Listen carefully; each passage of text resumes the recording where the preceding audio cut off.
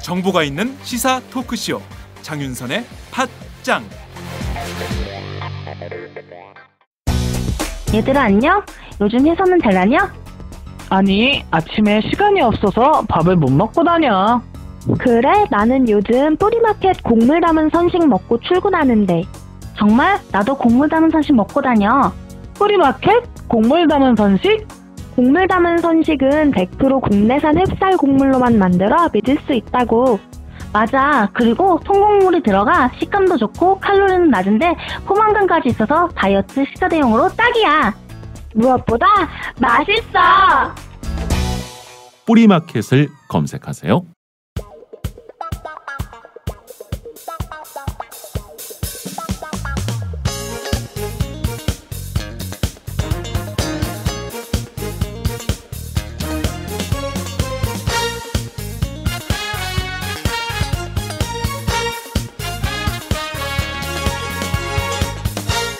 김종철의 비언프 비즈니스 언프렌들리.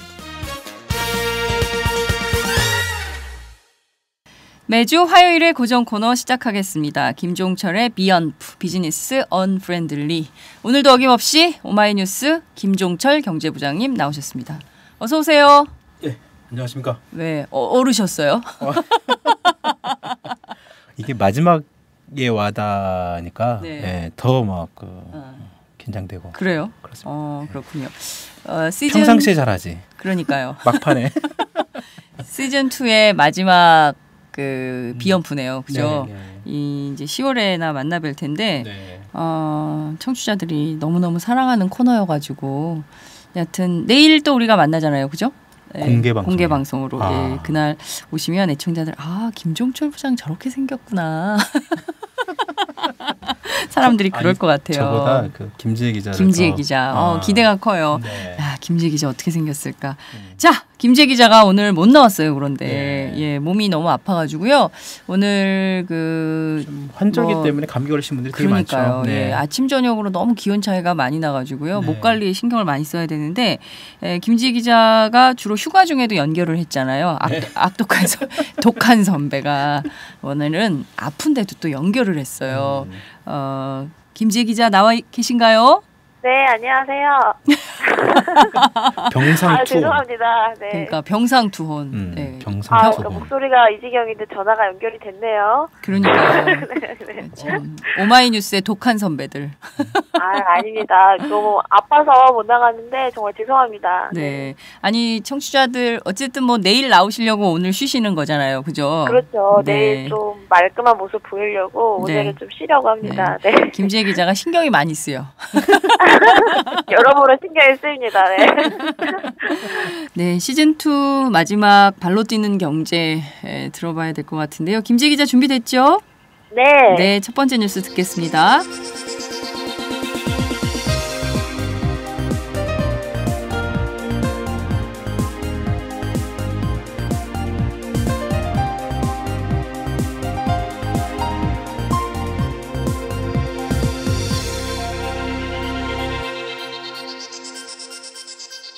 김지혜의 발로 뛰는 경제.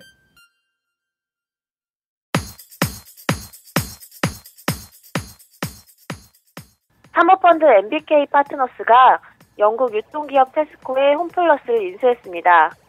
국내 인수합병 사상 최대 규모인 7조 2천억 원에 매각됐는데 테스코는 결국 큰 차익을 남기고 한국을 떠났습니다. 인수대금 7조 2천억 원은 국내 M&A 역사상 최대 규모입니다. MBK 컨소시움은 국내 대형마트 2위인 홈플러스의 경쟁력 강화를 위해 향후 2년간 1조 원을 투자하겠다고 밝혔는데요. 테스코는 이번 계약으로 지난 16년간 홈플러스에 투자한 8천여억 원을 훨씬 웃도는 차익을 거뒀습니다. 홈플러스 노조는 먹튀 자본과 투기 자본이 결합한 최악의 기업 매각 사례라며 고용 안정과 분할 매각을 하지 않겠다는 약속 등을 요구하며 부분 파업에 돌입하겠다는 뜻을 밝혔습니다. 네. 보니까 그 홈플러스 노동자들이 벌써 다 조끼를 입으셨더라고요. 그래서 네, 지금 그 제일 큰 문제는 먹튀잖아요. 그리고 또 하나는 이 고용 안정 문제가 제대로 지켜질 것인가에 대한 난점이 있는 건데 좀 어떻게 전망하세요? 이 홈플러스가 지금 우리 이마트, 네. 롯데마트, 홈플러스 국내 3대 유통마트잖아요. 네. 가장 큰 것 중에 하나는 2위죠 지금 홈플러스가. 네, 1위가 이마트인가요? 맞습니다. 네. 이 테스코가 원래 홈플러스가 이렇게 커진 게 원래 그 전에 이제 그 삼성 테스코라고 해가지고 네, 테스코가 맞아요. 국내에 들어올 때 삼성하고 테스코가 같이 이렇게 합작해서 삼성 홈플러스라고 해가지고 유통마트에 진출했어요. 네, 네. 그게 이제 삼성이 나중에 이제 빠지면서 테스코가 그 홈플러스 그 지분을 100% 인수했고 그 다음에 이제 까르푸라는 그 매장 있었잖아요. 까르푸 있었죠. 예, 프랑스. 거기가 들어왔다가 국내 철수하면서 홈플러스가 다 인수했습니다. 그래서 까르푸 매장이 홈플러스 매장으로 바뀌면서 맞아요. 국내 홈플러스가 국내 홈플러스가 2위로 딱 올라섰어요. 문제는 이 테스코가 영국에 이제 본사를 두고 있는데 그 본사의 경영이 좀 어려워지면서 한국에 있던 홈플러스를 매각을 하게 됩니다. 문제는 이 매각 과정에서 그동안에 꾸준하게 매각설이 나왔는데도 불구하고 테스코 쪽에서 계속 부인을 해왔어요. 아, 우리 영업 계속한다. 그리고 결국은 이제 이번에 팔고 나가는데 네, 네. 김지혜 기자도 얘기했지만 사실상 지금 자신들이 투자한 금액 이상의 엄청난 금액을 사실상 그 차익을 남기고 갑니다. 테스코가요. 네. 물론 얼마를 먹은 거예요?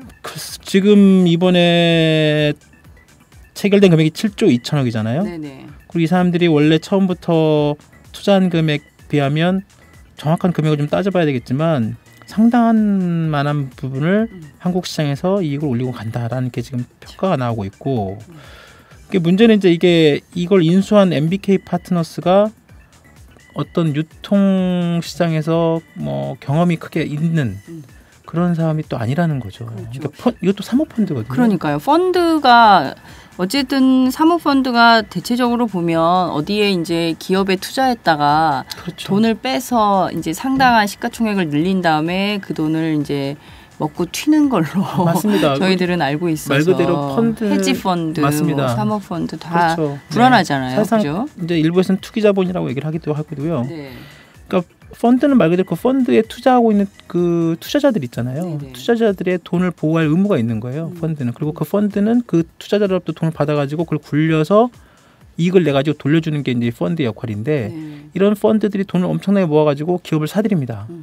약간 구조조정이 필요한 기업이나 아니면 네. 지금 힘들지만 나중에 좀 더 투자해가지고 기업의 가치를 올린 다음에 자신들의 수익을 어느 정도 내면 딱 팔거든요. 네. MBK 파트너스가 그동안 해왔던 게 그런 거예요. 그리고 실제로 지금 MBK 파트너스가 그나마 다행인 게 외국 투기 자본은 아니다 이런 얘기를 하긴 토종담을 그렇죠. 주장을 하는데 이분이 물론 공부는 미국에서 하셨던 분이고 네. 이게 보니까 한번 자료를 쭉 찾아보니까요. 네. 그 예전에 이분 회장이 이 MBK 파트너스 회장이 지금 김병주 회장이라고 네.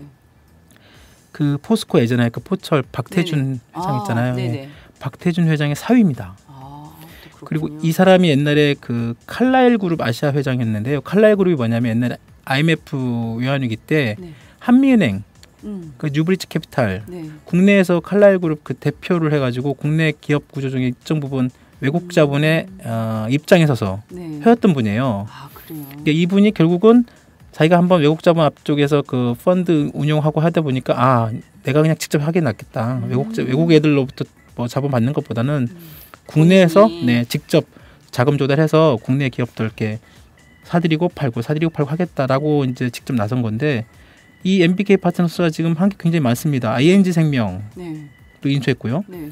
우리 광고 나오는 아웃도어 업체 네파 네파. 이것도 MBK 파트너스 인수했고요. 저번에 고공농 때문에 논란이 됐었던 CNM. 예. 여기도 노동자들 다 그때 해고해가지고 문제가 맞아요. 커졌잖아요. 맞아요. 물론 이제 해결은 됐습니다만. 이게 또 여기 CNM도 MBK 파트너스가 그러니까요. MBK 인수했고. 파트너스가 해결하라 이게 원칙이었었죠. 그렇습니다. 그분들의 주장이. 이제 이번에 이 엄청난 금액을 가지고 홈플러스를 인수를 했는데요. 네. 지금 문제는 이 홈플러스의 이 엄청나게 많은 또 일하시는 고용 안정 문제. 노동자들의 고용 안정 문제가 제일 중요하죠. 여기에 대해서 지금 아직 MBK 파트너스 쪽은 특별한 답을 안 주시고 있다는데 글쎄요. 이 사람들은 결정적으로 하여튼 뭐 강제적인 구조조정 없다는 게 기본적 입장이라고 나오고 있는데요. 강제적인 구조조정 없다는 얘기는 언제든지 구조조정할 수 있다는 거거든요. 그래요. 참 이게 주인 바뀌었다고 노동자들 바깥으로 내모는 일은 정말 없어야 될 것 같은데요. MBK 파트너스가 어떻게 하는지 저희가 눈 똑바로 뜨고 감시 제대로 해야 될 것 같습니다. 네. 자, 두 번째 뉴스 보겠습니다. 최근 10년간 5대 대기업 집단 중에서 공정거래위원회가 법 위반 행위를 가장 많이 적발한 곳은 롯데그룹으로 나타났습니다. 국회 정무위 소속 새정치민주연합 신하경 의원이 공정위로부터 받은 자료에 따르면 2005년부터 현재까지 롯데는 공정위 소관 법률 위반으로 147건에 달하는 고발과 가징금 등의 처분을 받았습니다. 이 가운데 88건은 가장 가벼운 수준의 제재인 경고였습니다. 롯데 다음으로는 SK와 삼성, LG, 현대차 순으로 처분 건수가 가장 많았습니다. 신하경 의원은 대기업의 도덕적 해이에는 주의 경고만 남발하는 공정위의 솜방망이 처벌이 한몫했다고 지적했습니다. 아니 세상에 그 롯데는 참 다양하게 유명하군요. 147건의 고발, 과징금 처분을 받았는데 이게 전부 공정거래 위반이라는 거잖아요, 그죠? 그렇다고 봐야 되죠. 지금 거기서 이제 그 사안에 따라서 네. 이제 공정위가 해당 기업을 대신 해당 기업주에 대해서 네. 검찰에 고발할 수도 있고 그 전속 고발권 이런 거 갖고 있거든요. 네. 근데 대부분 공정위가. 아까 말씀하신 여기 김재 기자 말씀하신 것처럼 대부분 그냥 경고, 처분. 경고가 뭐야? 위반 건수는 많은데 네. 제대로 처벌하지 처벌을 안 하는 거잖아요. 맞습니다. 봐주기로 하고. 네. 그리고 이따가 이제 정무위뿐만 아니라 지금 국정감사 네. 앞두고 있는 재벌 대기업들이 어떻게든 회장님 그 국회 못 오게 하시려고 못 오게 하려고 온갖 로비를 하고 있는데 살리기. 그 얘기를 좀 해봐야 될 것 같은데요. 네. 진짜 공정거래위원회라는 조직이 존재하는 이유가 있지 않습니까? 네. 이름 자체가 공정거래위원회죠. 그러니까 공정하게 일을 좀 해줬으면 좋겠어요. 공정거래위원회니까. 네. 근데 공정거래위원회가 불공정하게 이런 식으로 편향적으로 편파적으로 조사를 하면 도대체 어디가 공정하게 한다고 국민들이 믿을 수 있겠어요, 그죠? 그렇습니다. 이게 이제 그 공정거래위원회 그 조치 유형이 몇 가지가 있는데요. 네. 고발이 제일 이제 크고요, 이제 높죠. 그다음 과징금, 뭐 시정명령, 시정권고, 그다음에 경고 이런데요. 네. 대부분 경고 내지는 뭐 시정권고 네. 이런 식으로 끝내면 기업들도 뭐 크게 뭐 어떤 자신들의 어떤 위법 사항에 대해서 네. 큰 죄책감 내지는 그런 걸 느끼지 잘못했다고 않습니다. 생각 안 네. 하니까 다음에 또 하는 거예요. 그렇습니다. 이게 계속 네? 반복되는 거고 계속 반복되는 한국 경제가 이렇게 되는 이유는 그러니까 제대로 된 관리 감독이 안 되는 측면이 제일 큰 것 같아요. 네, 맞습니다. 그러니까 이러니까 국민들이 이런 생각을 해요. 재벌 공정이 뭐 짬짬이 하는 거 아니야? 그렇지 않고서 왜 이러는 거야? 그렇잖아요. 이런 그럼요. 의혹을 충분히 갖게 되니까 저는 본인들이 이런 의혹을 국민들이 갖지 않도록 하는 차원에서라도 검찰에 제대로 고발 조치하고요. 수사받도록 하고요. 문제가 되는 것들에 대해서 하나하나 풀어가야 공정위가 잘한다. 공정위가 진짜 공정하게 하네. 이런 국민들로부터 박수 받는 일을 할 수 있을 것 같아요. 그렇습니다. 이런 일 들을 때마다 화나.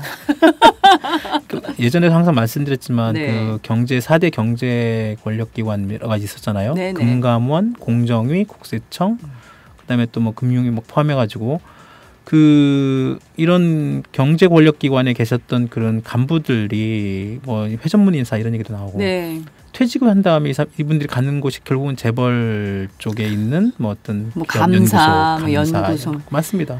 사회이사. 그러니까 뭐 청부 예, 이런, 그러니까 이제 자신들의 어떤 미래를 생각하고 뭐 그런 걸 생각해 보면 그 위치에서 얼마만큼 제대로 된 어떤 규제로서 규제기관으로서 역할을 하고 있는지. 그러니까요. 그게 뭐 하루 이틀 얘기 나온 게 아닌데. 참 이런 게 왜 안 될까요? 저는 뭐 지난번에 보면 국토부하고 네. 예? 대한항공 조현아 그렇죠. 사장 네. 때 부사장 때 보면 대표적인 케이스죠. 예? 그런 네. 일들이 벌어지잖아요. 비일비재하게. 그렇습니다. 그러니까 이게 지금 도처에서 이런 일들이 있는 거예요.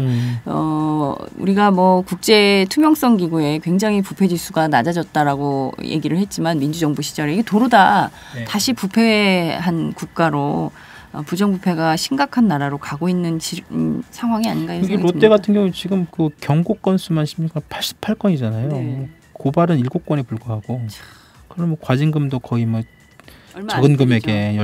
17건, 시정 명령, 시정 권고 이거 뭐 장난이야? 아 진짜 이러면 안 될 것 같아요. 그죠? 네, 그렇습니다. 세 번째 뉴스 보겠습니다. 올해 초부터 순한 소주가 전국을 휩쓸고 있죠. 달콤한 과일맛 소주에 이어서 마침내 알코올 도수가 3도인 소다맛 탄산소주가 나왔는데요. 보혜 양조는 탄산소주인 브라더 소다를 지난 2일 출시했습니다. 브라더 소다는 기존의 소주의 소다의 맛과 향, 그리고 탄산의 청량감까지 가미한 것이 특징인데요. 보혜 양조가 스파클링 소주를 출시하게 된 것은 순한 소주를 추구하는 최근 트렌드를 적극 반영한 것입니다.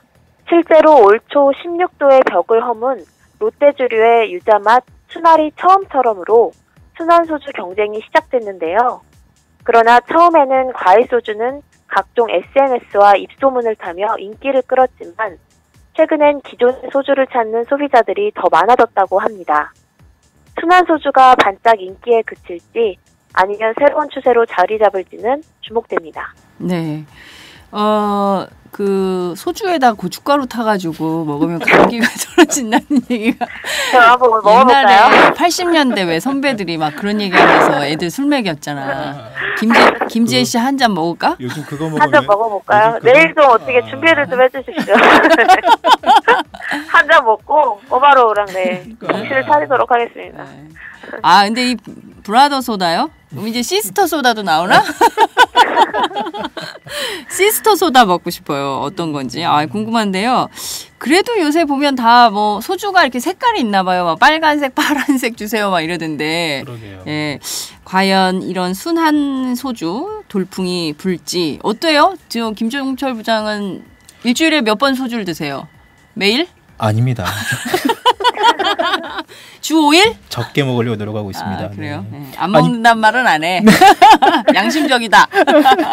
아니 근데 저번에도 말씀드렸지만 네. 이게 소주가 그 먹던 분들은 그냥 처음에 잠깐 무슨 맛인지 한번 먹어보고 아, 궁금해서 호기심 네, 삼아 그러니까요. 드시긴 해요. 근데 이제 음. 결국은 김지기도 얘기했지만 다시 이제 오리지널로 돌아가지 않을까. 그냥 맞아요. 그냥 흰 소주가 낫다. 뭐 빨간 게 낫다. 뭐 이렇게 네. 얘기하셨잖아요. 맞아요. 그게 나은 것 같아요. 네.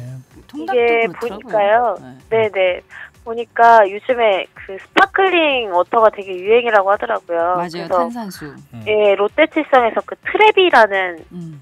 그 탄산수가 나왔거든요. 네. 맞아요. 예. 네, 그게 제 주위에서도 좀 많이 먹고 있는데 이게 200억 원어치가 팔렸대요. 그래서 200억 원이요? 음. 네, 그래서 전년 동기 대비에 뭐 한 200% 이렇게 오른 거라고 하더라고요. 그래서 네. 그거를 노리고 롯데 주류에서 이렇게 만든 것 같은데 아. 이게 뭐 소비자 패널 시음을 해보니까 약간 맛이 밀키스 같다고 밀키스? 잘 아실 텐데, 네, 아. 그 탄산음료 있잖아요. 네네네. 그거랑 좀 비슷하다는 의견이 많다고 하더라고요. 네. 그렇군요. 그게 요새 보면 그 편의점에서 1+1을 많이 하던데 많이 팔려서 그런가? 자, 그나저나 우리 김지혜 기자 건강 얼른 회복하셔가지고요. 네. 내일은 밝고 쌩쌩한 목소리로 만나요. 네, 까랑까랑한 목소리로 내일은 네, 찾아뵙겠습니다. 그래요. 그 필요하면 소주에다가 고춧가루 타가지고 한번 먹어봐. 알겠습니다. 효과가 있는지 한번 드셔보셔. 예? 알겠습니다. 네. 그래요. 오늘 말씀 잘 들었습니다. 네, 감사합니다.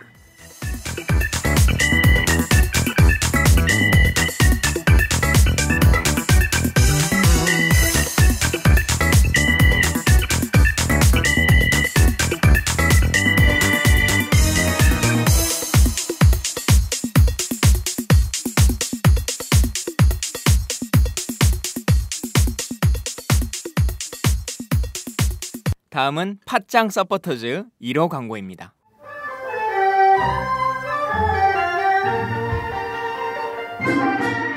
양꼬치집에 대한 모든 편견을 깼다. 풍무 양꼬치. 착한 가격, 품격 있는 공간. 국내외 유명인들도 자주 찾는 풍무 양꼬치. 나는 그 집 양갈비가 훨씬 맛있던데. 누나 나는 그 집 맛있는 요리들이 지금도 잊혀지지 않고 있어요. 단체석이 많아 모임하기 좋은 곳. 풍무 양꼬치. 대림역과 구로 디지털 단지 역점 두 곳에 있습니다. 예약 문의 02809-9292, 02809-9292. 잠깐, 팟짱 애청자라고 말씀하시면 통큰 서비스를 제공합니다.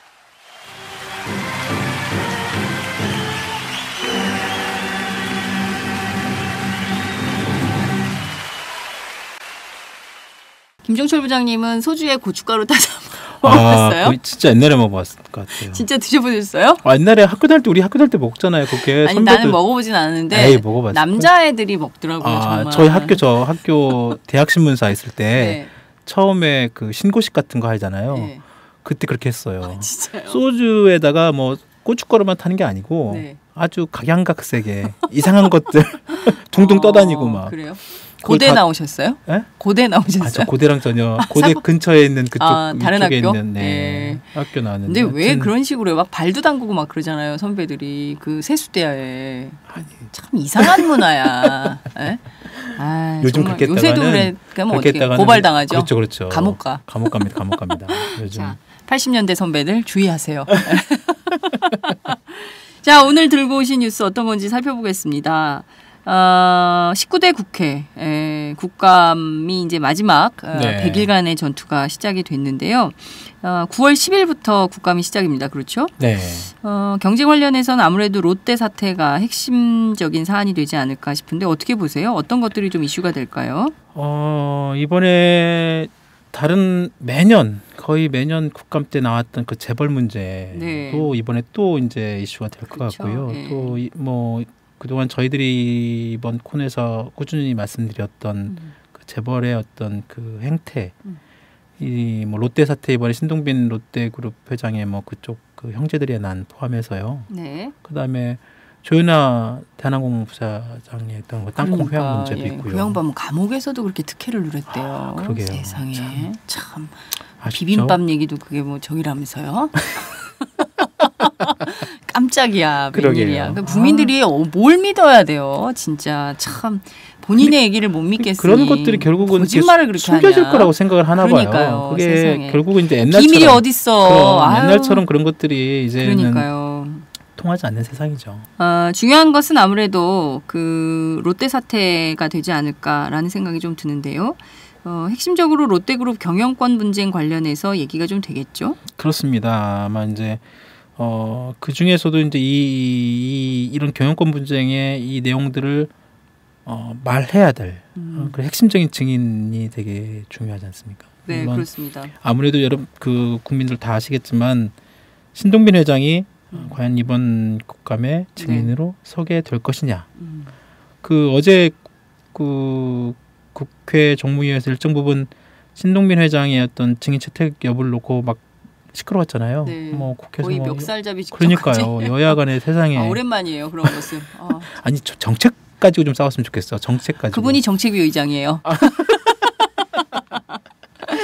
하여튼 그렇군요. 그래서 그 일단 정무위에서는 신동빈 회장의 국감 증인이 채택은 됐습니다. 여야 합의로 그렇습니다. 채택을 하는 걸로 이제 된 것 같고요. 네.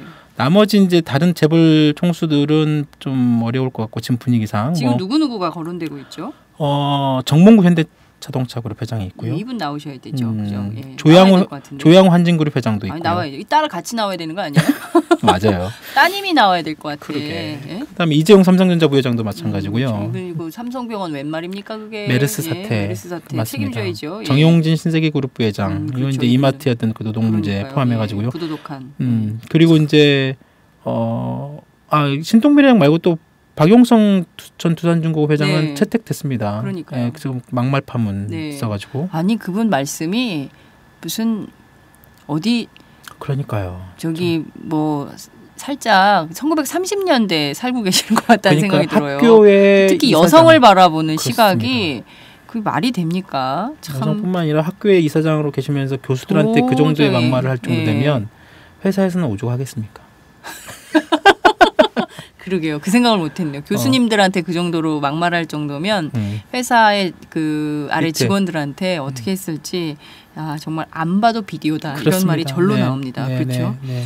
자, 그런데 이 중에 그래도 으뜸은 신동빈 회장 아닐까 싶은 생각이 드는데. 신동빈 그죠? 회장이 예, 지금 정무위 말씀드렸지만 네. 정무위 빼놓고도 네. 거의 뭐 웬만한 상임위에서 다 승인 채택한다고 이름을 올렸어요. 맞아요. 예. 기획재정위원회, 산업통상자원위, 뭐 법제사법위원회, 네. 뭐 여야 뭐 그런 쪽에 다 신동빈 회장 이름을 네. 다 올렸어요. 그래서 롯데 모 임원급 사람은 네. 아니 우리 회장이 무슨 국회 네. 의원들의 뭐냐 국이냐 뭐 이러면서. 다 올리냐 이름을 네. 뭐 막 그렇게 말씀도 했던데 그거는 이제 그쪽에 롯데 임원이 예. 그렇게 하실 수는 있죠. 롯데 뭐, 임원은 자기 회장 지켜야 되니까 그런 말 할 수 있겠죠. 그렇게 막 토로할 수는 있겠죠. 예. 그렇지만 국민들 입장에서 보면 그분 나와야 돼. 궁금해요. 예? 그래서 지금 언제 나오느냐, 네. 신동민 회장이 언제 나오느냐. 어제 그 여야 간에 싸운 것도 그거예요. 언제 나오느냐 놓고 싸웠잖아요. 그러니까요. 아니 그런데 그분 부르기로 했으면 정해진 날짜에 부르면 되는 것이지. 그러니까. 왜 일단 뭐 현안 관련해서 사장을 먼저 부르고 그 다음에 그러게요. 불러요. 그게 뭐 하는 겁니까? 이게 공정거래 야당에서는 지금 9일날, 네. 17일이죠. 네. 공정위 국감이 있는 17일날 부르자라는 입장이고 네. 여당에서는 그건 좀 빠르다. 네. 말씀하신 마지막에 것처럼 잠깐 모양새만 갖추려고 그러니까. 하는 거 아니에요, 새누리당은? 그런 차원인데요. 이렇게 하려면 뭐하러 부릅니까? 그러니까요. 네. 그러니까 그냥 보여주기식으로 잠깐 나왔다 들어가는 방식으로 하고 실제로 나머지 유타는 전부 다 그 롯데 사장이 받는 이런 맞습니다. 방식으로 하겠다는 네네. 건데 이거는 국민들을 정말 띄엄띄엄 봐도 유만부동이지 보통 이럴 지금 수는 없는 거죠. 사장이나 이런 사람들은 다 증인 채택이 돼요. 그럼요.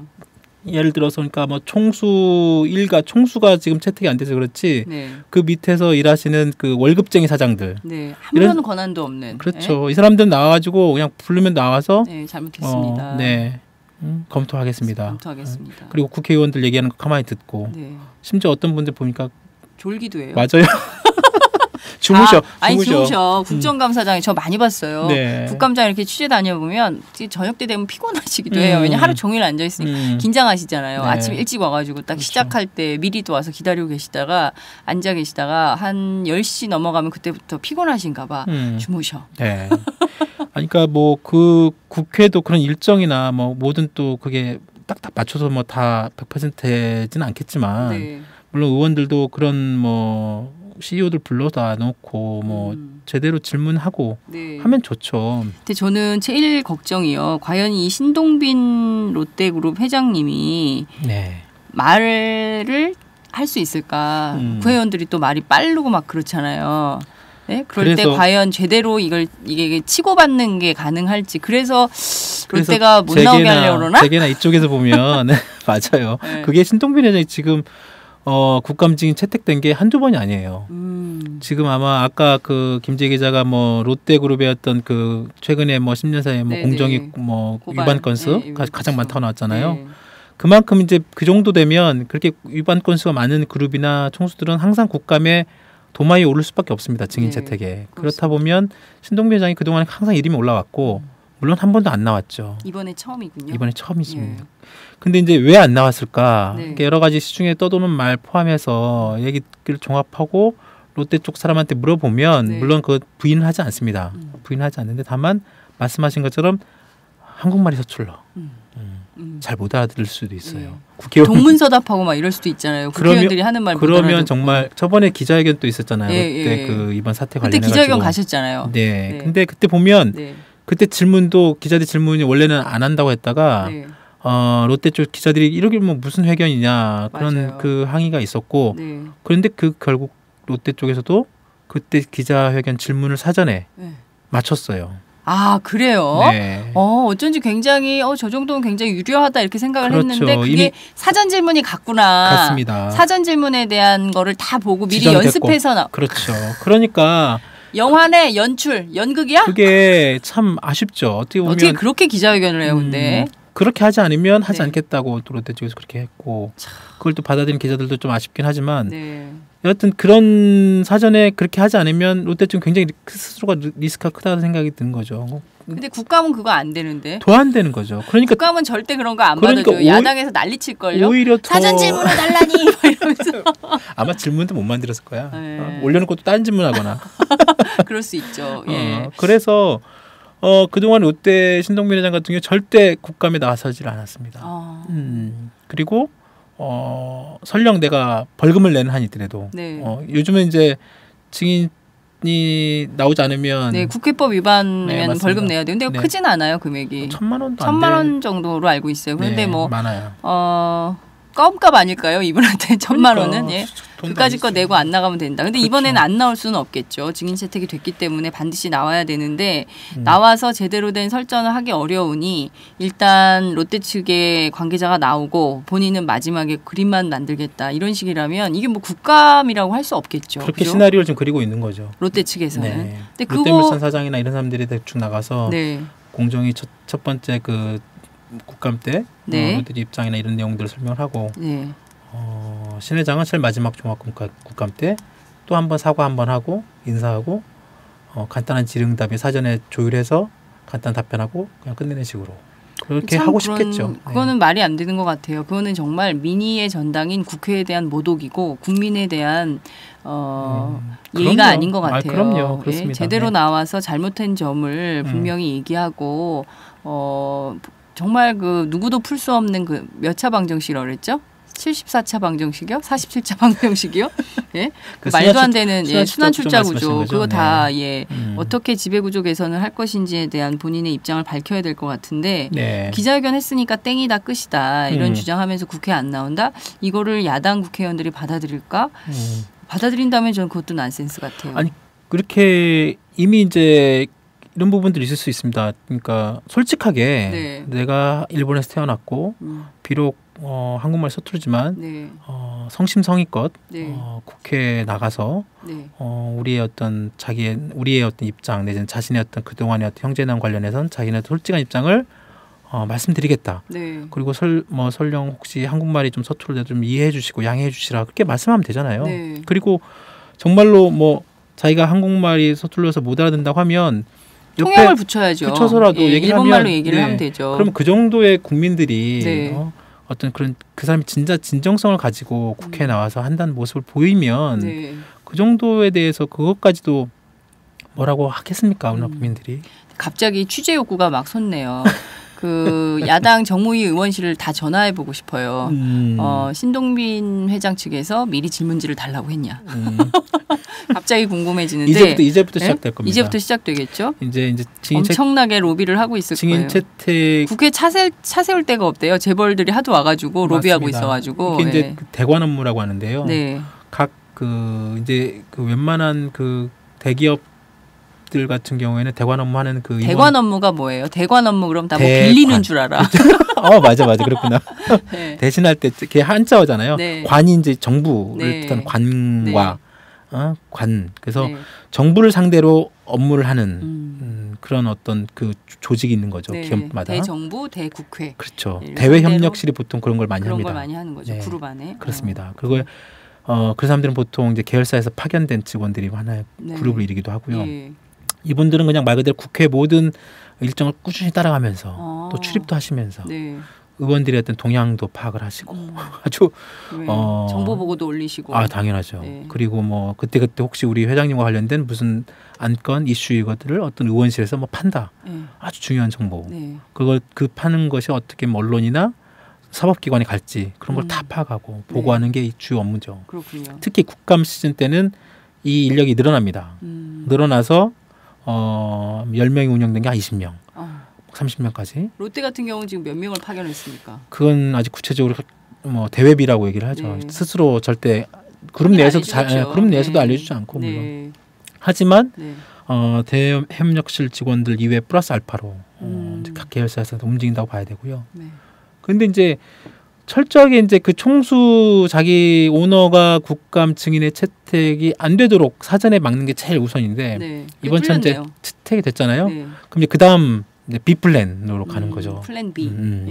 이거 어떻게 이제 잘 아까처럼 이제 자신과 친한 어떤 여당 의원이 됐든 어떤 좀 그 친기업적인 성향의 어떤 그런 의원들 동원해서라도 네. 내지는 그 위에 어떤 뭐 윗급을 동원해서라도 네. 어떤 그런 방향을 잡는 거죠. 경제에 어떤 미치는 영향 여러 가지 또 그런 얘기를 하면서 네. 또 그동안에 야당 의원들이 해왔던 뭐 오너의 어떤 뭐 면박 주기용 네. 그런 식의 또 그리고 망신 또 주기용. 그런 식의 어떤 그런 프레임을 짜는 겁니다. 그걸 또 언론을 통해서 또 보수 적극적으로 언론을 통해서 적극적으로 경제지는 항상 경제지. 지금도 지금 얘기를 하고 있죠. 완전히 막 천병이더라고요. 지금도 항상 뭐 총수 불러 내지는 뭐 CEO 불러다 놓고 또 뭐 면박 주기 하냐 그 사람들 지금 밖에 나가서 돈 벌어야 되는데 경제 활성화 해야 되는데 그러고 있으면 뭐 하냐 나라가 막, 이렇게 어려운데 예? 근데 그게 전혀 좀 다른 아무런 관계도 없는 거잖아요. 맞습니다.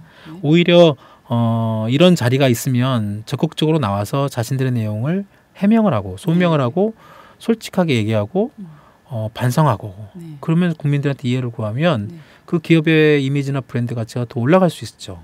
그렇지 않고 숨고 은폐하고 넘어가고 이런 식으로 하면 계속 반복되잖아요. 그러니까요.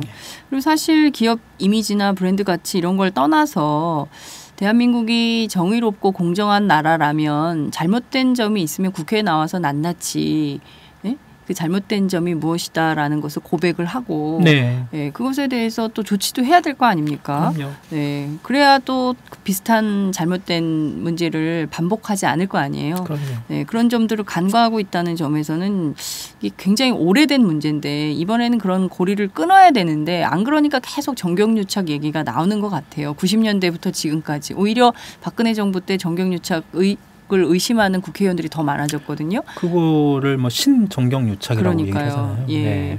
이런 식으로 가니까 재벌 봐주기, 특히 재벌 오너 총수 감싸기 이런 것에 우리 국회가 이런 식으로 해서는 안 될 것 같다 이런 생각이 좀 드는데 이번 정무위에서는 아무래도 재벌 이슈들이 굉장히 많이 다뤄질 것 같아요. 롯데뿐만 아니라. 그렇습니다. 그렇죠? 롯데뿐만이 아니라 뭐 삼성, SK도 경영권 승계, 그다음에 기업 합병 이런 문제가 있었고 특히 삼성물산과 제일모직이 합병 문제는 되게 중요한 문제였잖아요. 그렇죠. 그리고 최근에 이제 뭐 삼성 엘리엇 그런 문제 포함해 삼성물산과 제일모직은 또 이재용 부회장의 또 지배구조와 전격적으로 연결돼 있고. 그래서 14일 날 정무위 이제 금융위 국감 때는 최치훈 삼성물산 대표이사하고요. 조대식 SK 주식회사 이 대표이사 증인 채택은 그 전에 삼성물산 제일모직 합병 이전에 이제 SK와 SK CNC 합병이 있었습니다. 이것도 최태원 회장 일가였던 지배구조와 관련된 문제예요. 그때는 이제 그 과정에서 이제 국민연금의 역할이 이제 드러나는데 이 팟장에서도 그전에 꾸준히 말씀을 해왔던 것처럼 국민연금이 이번에 그 삼성물산과 제일모직 그다음에 삼성물산과 그다음에 엘리엇 과정에서 국민연금이 삼성물산 쪽에 손을 들어줬잖아요. SK와 SK CNC 합병 과정에서는 국민연금이 반대표를 던졌습니다. 그러니까 도대체 국민연금에서 결국은 국민들의 돈, 국민들의 어떤 미래의 어떤 돈을 가지고 움직이는 엄청난 그 기금 그렇잖아요. 이게 결국은 삼성물산 그 어떤 특정 어떤 그 이씨 일가의 지배 구조 개선에 국민들의 돈이 잘못 사용되고 있는 거 아니냐. 그렇습니다. 그래서 불공정, 불공평 이런 얘기도 나오고 있는데요. 그렇습니다. 오너 일가가 지배 권력을 공고히 하는데 국민연금이 왜 기여를 해야 되는지 모르겠네요. 그죠? 그렇죠. 그게 정말 그래서 이번에 그 정무위 국감 때 그 국민연금관리공단 기금운용본부장 홍완선 씨라고 하는데요. 이 홍완선 본부장이 증인 채택됐습니다. 그렇군요. 이분이 지금 한 400조 되는 어마어마한 돈을 굴리시는 분이에요. 그렇군요. 전 세계 큰 손 중 한 명입니다. 홍완선. 네. 김완선하고는 아무 상관없겠죠. 아, 그렇네. 이름이 같네요. 네. 이분이 하여튼 그 정무위 국감 때 증인 채택돼서 아마 야당 의원들이 이제 물어보겠죠. 국민연금이 도대체 삼성물산과 제일모직 합병에 찬성한 이유, 또 엘리엇 과정에 삼성물산과 뭐 엘리엇 그 과정에서 또 찬성한 이유 이런 것들을 좀 얘기할 것이고 또 10월 금융감독원 국감 때는 조현준 호정사장 형. 이분도 증인이 채택됐습니다. 이분도 이제 지배구조 투명성 관련된 질문이 아마 나올 가능성이 높은데요. 효성도 마찬가지로 지금 재판을 받고 있어요. 그러니까요. 재판 중이잖아요. 동생 변호사인 조현문 변호사하고 이제 그것도 있고 그다음에 그 지금 아버지인 조성래 회장 있잖아요. 그다음에 조현준 사장도 같이 연결돼 있지만 그 비자금 문제 검찰이 지금 비자금과 배임 혐의로 지금 기소해가지고 지금 재판을 받고 있습니다. 그거 외에 이 동생인 조현문 변호사 옛날 네. 부사장이었죠. 예. 형과 아버지 상대로 또 검찰에 고발을 했잖아요. 고발했습니다. 예. 그 부분도 지금 이제 수사 플러스 앞으로 향후 이제 그 뭐 재판까지 이어질지는 봐야 되겠고요. 하여튼 효송도 지금 이 지배구조 포함해가지고 비자금 문제가 연결돼 있고 론스타 문제 관련해서 김한주 하나금융주 부회장도 채택이 됐고요. 이런 하여튼 정무위가 여러 가지 재벌 관련된 이슈들이 되게 많이 이번 국감 때 이제 연결이 돼 있습니다. 그렇군요. 지금 뭐 온 재벌 집안들이 그 3대 세습이라고 해야 됩니까? 3대 승계. 삼세째, 예, 네. 3대 승계에 아주 그냥 골몰하고 있다는 게 여러 군데에서 확인이 되고 있는데요. 이번 국감의 최대 스타는 홍한선 씨가 될 가능성이 굉장히 높지 않을까 생각이 좀 됩니다. 왜냐하면 최치훈 삼성물산 대표이사나 조대식 SK 주식회사 대표이사 이런 분들이 사실은 이재용 부회장이 나와야죠. 삼성에서는. 그죠? 그리고 SK에서는 최태원 회장이 나와야 되는 거 아닙니까? 그래야 보다 더 본질적인 문제를 집요하게 팔 수 있는 건데 그렇죠. 전부 대리인들이 나와가지고 그렇죠. 오너 일가들을 대변하는 역할을 해봐야 그래봐야 대변인에 불과한 거거든요. 이분들은 결정권이 없습니다. 그러니까요. 위에서 어떤 지시가 내려오면 하라는 대로 하는 거죠. 그러니까요. 참 그런 측면에서 보자면 도대체 국민연금공단 기금운용본부장인 홍한선 씨가 어떤 입장으로 삼성의 이씨 일가의 지배구조를 공고히 하는데 이익을 주는 역할을 왜 했는지 이거를 국민의 입장에서 한번 꼼꼼하게 따져봐야 될 것 같다 이런 생각이 좀 드네요. 그죠? 네. 네. 국회 안행위 안전행정위원회 그다음에 교문위 교육문화체육관광위원회에서도 재벌 증인 채택한 게 있나요? 아까 말씀드린 박용성 전 전중국 부회장. 그렇군요. 회장. 네. 예, 이분만? 교육문화체육관광위에서는 지금 박용성 재벌 관련된 네, 재벌 네. 총수는 박용성 전 회장이 채택이 됐고요. 네. 이분은 아까 말씀드린 것처럼 중앙대 구조조정 관련해 가지고 교수들을 상대로 네. 막말 파문, 그다음에 그 교과의 특혜, 네. 그 이런 부분들이 아마 이제 얘기가 될 것 같고, 안행위에서 이제 이분 외에 이제 그 포털 사이트 네이버와 다음, 네.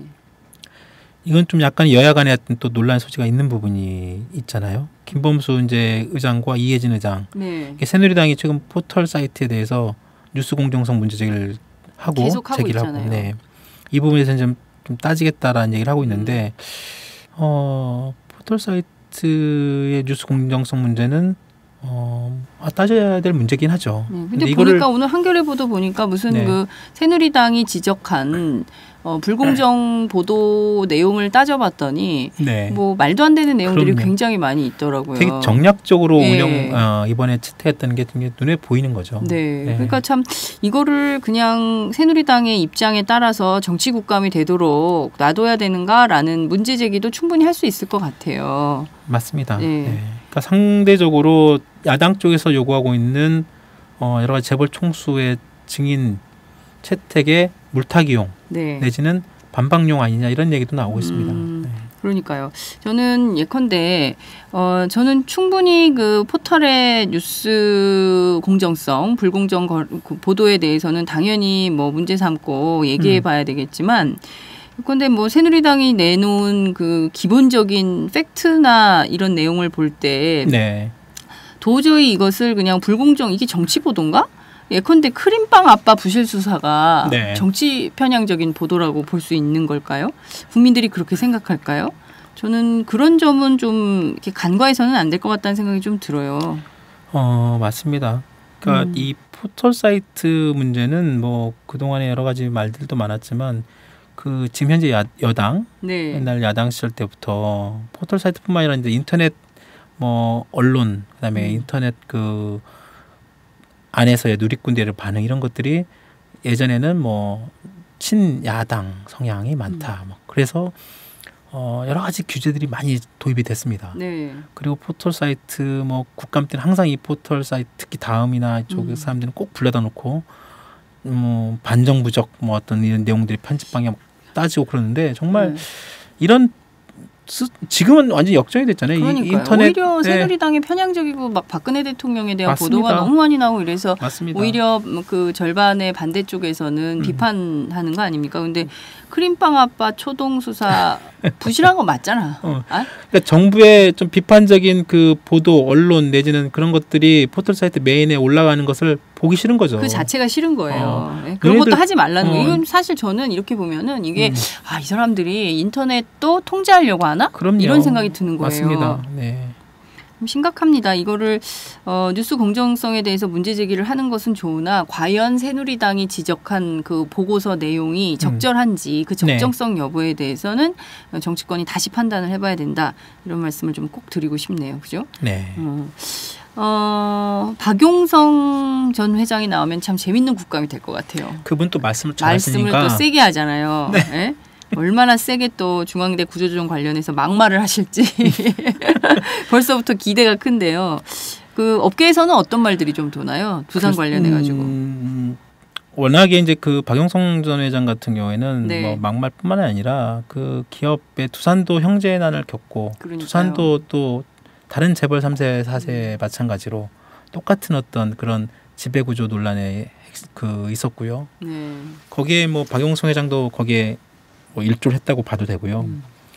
그 이분 같은 경우는 꼭 굳이 뭐 어떤 그 학교의 구조조정 내지는 뭐 중앙대 이제 이사장 계시면서 그랬다는 거 아니에요. 그런데 학교의 어떤 구조조정뿐만이 아니라 그 재개했을 때부터 굉장히 말이 많았었죠.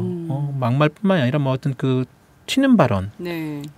그래서 뭐 노조에 대한 아주 그 알레르기성 반응. 편향된 노동관. 그렇습니다. 네. 그러니까 뭐 김무성 그 대표가 네. 이번에 얘기한 어떤 그 쇠파이프만 없었으면 뭐 3만 달러. 네. 그런 어떤 아주 어떻게 보면 노동조합 내지는 어떤 기본적인 어떤 그 헌법에서 보장된 노동조합의 어떤 그런 기본권마저도 아주 그런 식으로 인정하지 않는 아주 저열한 노동관이 있어요. 좀 그죠? 천박하죠. 그런 어떤 노동관에 대한 천박한 인식이 이런 기업주 오너들한테 뿌리가 깊습니다. 특히 두산도 마찬가지고요. 두산이 우리 저번에도 말씀드렸지만 두산의 슬로건이 사람이 미래다 이러잖아요. 사람이 미래라며.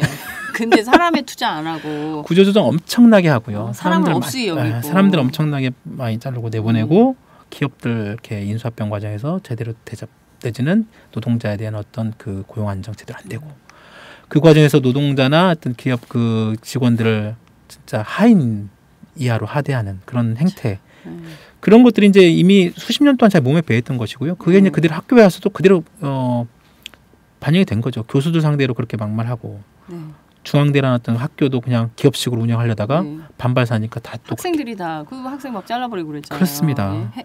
해고가 아니라 뭡니까? 퇴학 뭐 이런 거. 그렇습니다. 그러니까 좀 아쉽죠. 그 지금 이 그 박용성 회장 말고도 그 이제 아까 말씀드린 정몽구, 뭐 이재용 부회장, 미부진, 조양호, 정용진 뭐 이런 여러 가지 재벌 총수 그들이 이번에 증인 채택 이름이 올라왔지만 결국은 다 새누리당이 다 거부를 했고 사실상 이분들은 이제 뭐 지금 현재 분위기상으로는 그리고 진행 상황을 봤을 때는 거의 채택될 가능성이 없는 것 같습니다. 근데 지금 제도적으로는 현행 지금 그 아까 말씀하신 것처럼 국회 증언 감정 그 법률 있잖아요. 네, 국회법에 있죠. 이게 이제 정당한 이유 없이 출석에 불응하면 3년 이하 징역 또는 1천만 원 이하 벌금형에 처하도록 규정이 돼 있는데 대부분 다 그냥 재벌 이번에도 뭐 다 외국 출장 나가신 분들도 계시고 채택이 되더라도 지금 그 긴급한 어떤 회사의 어떤 업무 현안 때문에 다 이제 외국 출장 중이다. 이때만 출장을 나가세요. 꼭 이때만. 갑자기 막 만들어 또 그쪽에 외국의 어떤 바이오나 기업들 총수 나가셔가지고 내고 비겁한 재벌들. 아니 그렇지 않습니다. 아니 근데 저는 새누리당이 더 좀 이해할 수가 없어요. 이분들이 사실 새정치연합이나 새누리당이나 정의당이나 다 국민을 대표해서 국회에 가 계신 분들 아니겠어요? 그렇습니다. 그러면 본인이 국회의원으로서 국민을 대리해서 그 자리에 서 있는 거잖아요. 그러면 민의를 왜곡할 뜻이 없다면 재벌들의 부도덕한 행태, 재벌들의 잘못된 악습에 대해서 묻고 따지고 국민의 입장에서 국민들이 쉽게 이해할 수 있도록 도대체 저분들은 왜 저러는지에 대해서 낱낱이 캐물어야 되는데 그런 역할을 하지 않는 거예요. 그렇습니다. 그런데도 이분들이 국회의원으로서 정당한 자기 임무를 하고 있다고 봐야 되는 것일까? 라는 의문이 들어요.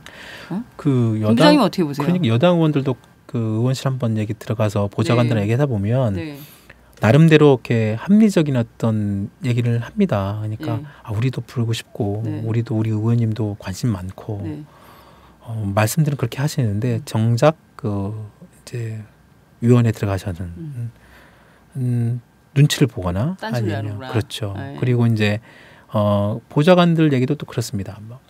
아니 뭐 우리 당의 어떤 기본적인 방침 내지는 어떤 뭐 방향성 이런 것들을 고민하지 않을 수 없고 그리고 또 아까 말씀드린 것처럼 기업인들의 대관 업무 그쪽 사람들 만나다 보면 그 사람들의 얘기도 일리가 있다. 라는 얘기를 하는 거예요. 물론 그 사람들도 일리가 있죠. 기업 살리기 해야 되는데 그럼요. 경제 활성화 해야 되고 청년 일자리 만들어야 되고 우리 그죠? 사장님 회장님이 여기 나와서 이거 하는 것보다 지금 돌아가서 지금 빨리 그 투자도 좀 해야 되고 사람들도 뽑고 지금 바쁘다. 그리고 나오고 싶은데 또 일정이 잡혔다. 막 그런 식으로 계속 돌리고 하는 거에 대해서 좀 뭐라고 해야 될까요? 막 너무 그 뻔히 보이는 그게 이제 뻔히 보이는 그런 어떤 꼼수를 매년째 그리고 겉으로는 우리는 좀 그래도 깨끗 내지는 뭐 청렴 내지는 우리는 뭐 이렇게 잘하려고 했지만 이 전반적인 상황이 뭐 여의치 않다라는 식으로 이렇게 가는 게 아까 말씀하신 좀 비겁하죠. 그렇습니다. 그리고 국민을 대표하는 어떤 대의기관으로서 의원으로서 어떤 역할, 책임 이런 것들 좀 무시하는 거라고 봐요. 그러니까요.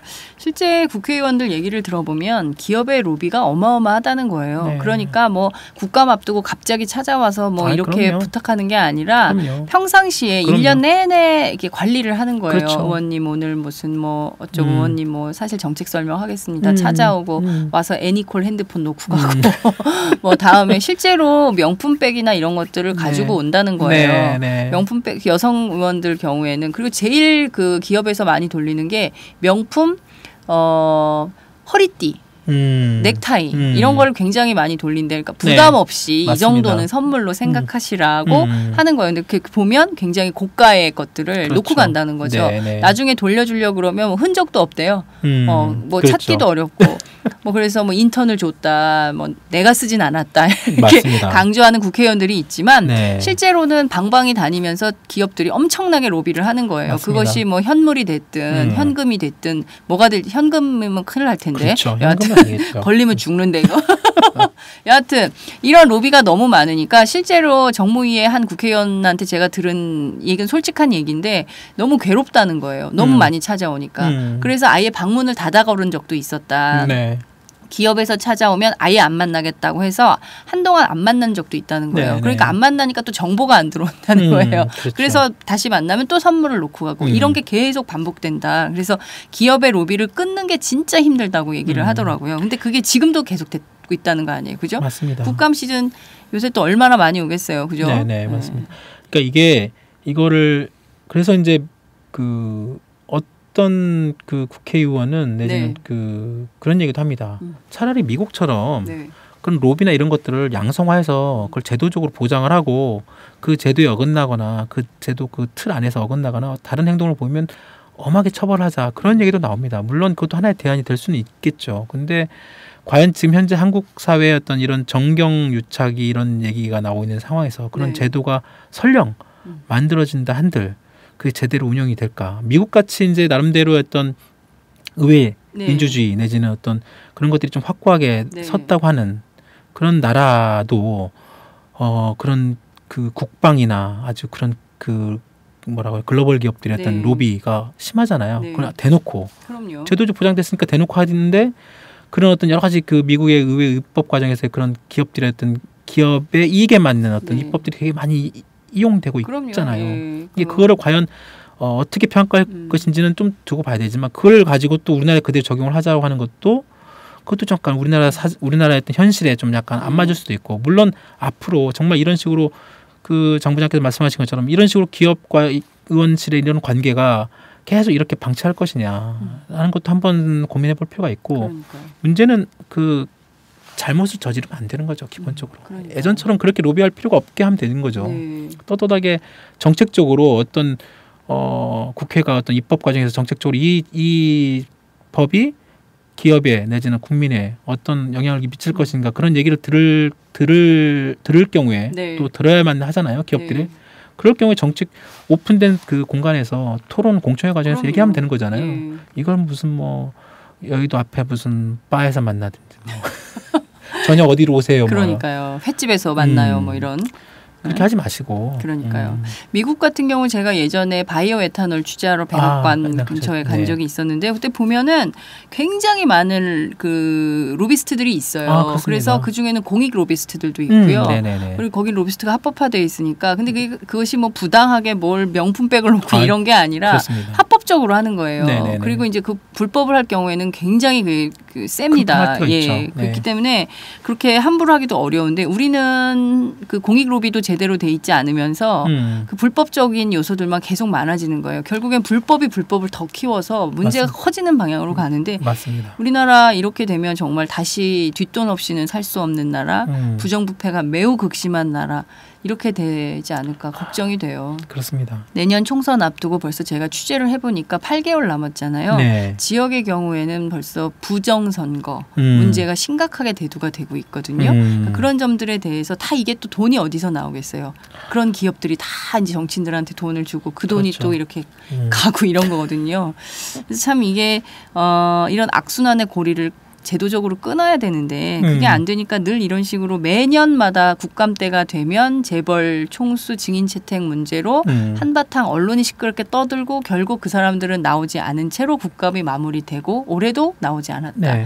내년에 다시 내년에 또 안 나오고 이런 게 반복되는 것 같아서 국민들은 굉장히 허탈한 것 같아요. 맞습니다. 예. 그 국민들이 뭐 내지는 이렇게 저희 기사나 이렇게 댓글 이런 거 보면 야, 이런 기사 보기도 싫다 이제. 뭐 어차피 안 나올 거 뭐. 뭐 하러 쓰냐. 그리고 뭐 나오지도 않을 거 뭐 이런 국감 뭐 하려 하냐. 이런 얘기들이 이제 매번 반복되는 거고. 맞아요. 정말 이런 식으로 국민들을 지치게 해서는 안 되는데 여야 정치인들이 정신 바짝 차리고 똑바로 하세요. 이게 똑바로. 국민들이 이런 것 때문에 국민들이 정치에 대한 무관심을 그러니까요. 정치 혐오 이런 게 생기는 거예요. 무기력증 이런 것들. 이게 어떻게 보면 권력층에서 요구한 내지는 이렇게 바라는 바일 수도 있습니다. 그럼요. 아싸한다 그 사람들. 그렇죠. 감시 안 하면 땡큐죠. 국민들이 관심 안 갖고 정치에 무관심한 거를 정치인들이 제일 좋아해요. 맞습니다. 그리고 자기들끼리 그들만의 리그가 여의도 안에선 펼쳐지거든요. 그러니까 기자들도 귀찮아요. 어떤 국회의원 안모 국회의원이라고 제가 예전에 취재했던 새누리당 의원인데요. 중진이에요. 이분 뭐라 그러냐면요. 국회에 기자들이 너무 많다는 거예요. 뭐하러 국회 기자들이 1000명씩이나 와 있냐. 절반으로는 줄여도 된다는 거예요. 그 사람들 제대로 일하고 있는 거 맞아? 뭐 이런 얘기를 대놓고 해요. 저는 더 많은 기자들이 더 감시의 눈을 부릅뜨고 감시해야 된다고 생각해요. 견제와 균형, 감시가 없으면 민주사회가 아니잖아요. 그렇지 맞습니다. 않아요? 네. 재벌 얘기하니까 또 열받네. 그죠? 여하튼 오늘 말씀 여기까지 들어야 될 것 같고요.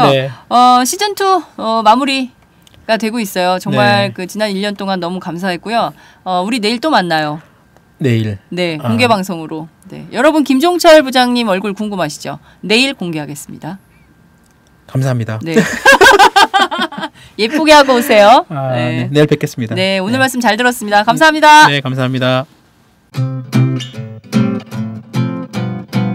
제가 오마이뉴스 10만인 클럽 후원한 지 솔직히 얼마 안 됐어요. 최근 얼마 전부터 제가 하기 시작했는데 그 이유는 지금 제대로 된 언론이 없는 시대에 살고 있잖아요. 그래서 제대로 된 언론에게 힘을 보태줘야겠다는 생각이 들어서 진짜 작지만 한 사람의 10,000원이지만 이게 모이면 제대로 된 언론의 역할을 해줘 오마이뉴스가 힘을 받아서 좀 더 많은 사람들에게 제대로 된 언론의 역할을 보여줄 수 있지 않을까 그런 응원의 마음으로 가입하게 됐고 그래서 여동생한테도 권해서 같이 하자 좋은 일이니까 그렇게 하게 됐고요. 그리고 또 바라는 게 있다면 아무래도 인터넷 뉴스니까 인터넷으로만 이제 기사를 많이 접하시잖아요. 그래서 페이스북이나 트위터, 인터넷을 많이 접하지 않는 분들에게 어떻게 하면 이 바른 언론의 소리가 전달될까 이런 것도 좀 더 고민하셔서 맨날 TV 종편만 보시는 그런 어르신들에게도 어떻게 하면 이 바른 언론이 전해질 수 있을까를 좀 오마이뉴스가 고민해봐 주셨으면 그래서 우리가 정말 너무 다른 세상에 사는 게 아니라 하나의 소리를 좀 같이 나눠서 듣고 공감할 수 있는 그런 시대가 됐으면 좋겠습니다. 네, 너무 축하드립니다. 6주년. 안녕하세요. 오마이뉴스 최종 병기라고 바득바득 우기고 있는 김병기입니다. 15년 동안 기자로 뛰고 있습니다. 여러분이 보내주신 자발적 구독료가 제 월급이었어요. 정말 고맙습니다. 장윤선의 팟짱도 그렇게 만들어요. 팟캐스트 제작비 스폰서가 되어주세요. 10만인 클럽에 가입하시면 되는데요. 02-733-5505 내선번호 274번으로 전화주세요. 아니면 오마이뉴스 홈페이지 우측 상단에 동그란 주황색 배너가 있거든요. 그걸 꾹 눌러주세요. 청취자 여러분, 열심히 뛰겠습니다. 아싸!